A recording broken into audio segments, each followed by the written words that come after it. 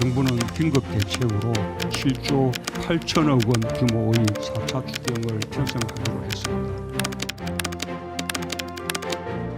291만 소상공인과 자영업자들에게 최대 200만 원을 현금으로 지원하게 될 것입니다. 정부로서는 최선을 다한 금액이지만 피해에 비하면 매우 부족한 액수일 것입니다. 어려움을 견뎌내는 데 힘이 되기를 바랍니다. 119만 개의 일자리를 지키는 데 쓰겠습니다. 특수고용 노동자, 프리랜서 등 고용 취약계층을 위한 긴급 고용안정지원금을 추가 지원하게 될 것입니다. 가족 돌봄 휴가 기간을 10일 더 연장하고 20만 원씩 지원하는 특별 돌봄 지원 대상을 초등학생까지로 대폭 늘려 532만 명에게 혜택이 돌아가도록 했습니다. 13세 이상 국민 모두에게 통신비를 지원하겠습니다. 자유로운 대면 접촉과 경제 활동이 어려운 국민 모두를 위한 정부의 작은 위로이자 정성입니다. 국민들께서도 더 어렵고 더 취약한 이웃들을 먼저 돕기 위한 이번 추경을 연대의 마음으로 이해해 주시기 바랍니다. 코로나 재확산으로 인해 심각한 경제적 어려움에 처한 국민들의 삶을 지켜내기 위해 8차 비상경제회의를 열게 되었습니다. 오늘 회의에서는 국회에 제출할 4차 추경안을 결정하고 추석 민생안정대책을 포함한 민생경제 종합대책도 함께 논의합니다. 정부는 그동안 7차례 비상경제회의에서 코로나 경제 위기 극복을 위한 전례 없는 파격적인 대책들을 연이어 내놓은 바 있습니다. GDP의 14%에 이르는 277조 원의 막대한 자금을 투입하여 일자리를 지키고 기업을 살리며 내수와 경제 활력을 뒷받침했습니다. 그 효과에 의해 한국은 OECD 국가 중 가장 빠른 경제 회복과 가장 높은 성장률을 기록할 것으로 전망되고 있습니다. 국제기구와 신용평가기관들은 우리 정부의 성공적인 방역과 함께 적극적인 확장 재정을 통한 과감하고 신속한 경기 대책의 성과로 평가하고 있습니다. 오늘 새벽 정부는 14억 5천만 불 규모의 달러화와 유로화 표시 외평채를 성공적으로 발행했습니다. 유로화 외평채는 비유럽 국가 최초의 마이너스 금리 국채이며 달러화 외평채도 역대 가장 낮은 금리 최저금리입니다. 이번 초저금리 심지어 마이너스 금리의 외평채 발행 성공 또한 한국 경제에 대한 해외 투자가들의 굳건한 신뢰를 보여주는 것입니다. 하지만 예기치 못한 코로나 재확산으로 경기 반등의 시간이 늦춰지고 내수와 소비 등 각종 경제 활동이 급격히 위축되고 있습니다. 매출 급감과 임대료 부담에 시달리는 소상공인과 자영업자들이 어려움을 호소하고 있으며 기업들의 고용 유지 부담은 커지고 고용 취약계층의 일자리 위기는 더욱 가중되고 있습니다.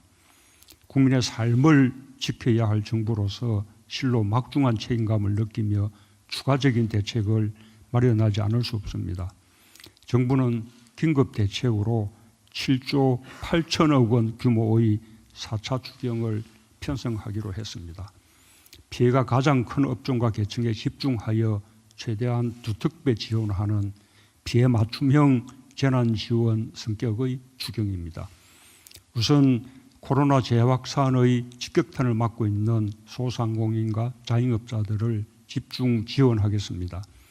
이번 맞춤형 재난지원의 핵심으로 전체 추경 규모의 절반에 이르는 3조 8천억 원이 투입되어 377만 명이 혜택을 보게 될 것입니다. 이 중 3조 2천억 원은 291만 소상공인과 자영업자들에게 최대 200만 원을 현금으로 지원하게 될 것입니다.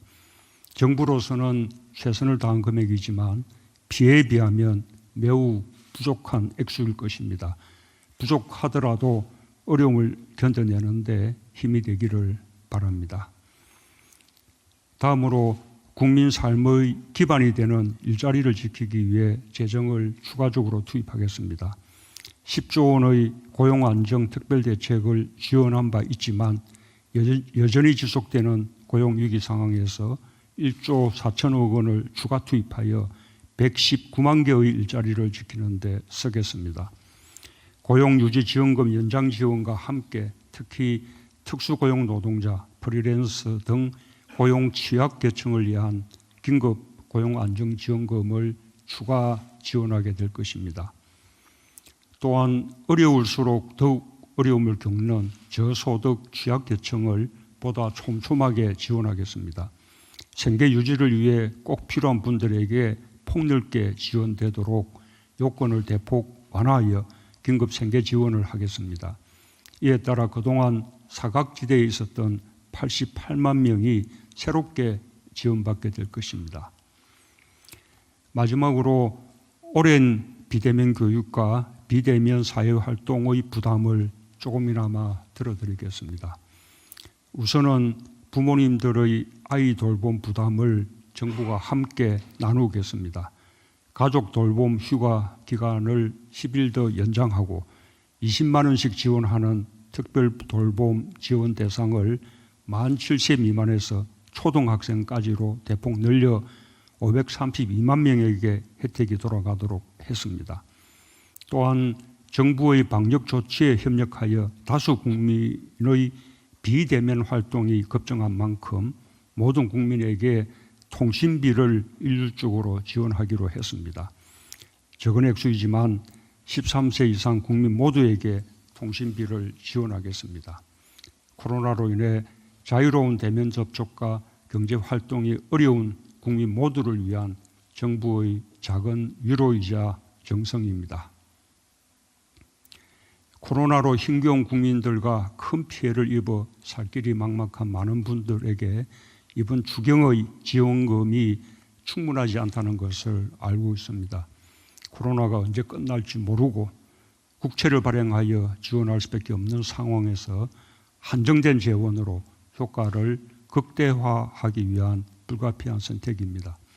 국민들께서도 더 어렵고 더 취약한 이웃들을 먼저 돕기 위한 이번 추경을 연대의 마음으로 이해해 주시기 바랍니다. 생존의 위협에 처한 분들을 위해서는 빠른 지원이 절실합니다. 국회의 신속한 처리를 당부드리며 정부 각 부처는 추석 전에 가능한 최대한 지원이 이루어질 수 있도록 집행 준비에 곧바로 착수하여 국회 통과 즉시 실행될 수 있도록 최선을 다해 주기 바랍니다. 오늘 4차 추경과 함께 추석 민생안정대책도 발표합니다. 코로나로 인해 넉넉한 한가위가 되지 못할 국민들이 조금이라도 따뜻한 명절을 보낼 수 있도록 정부가 할 수 있는 최선의 노력을 기울여 주기 바랍니다.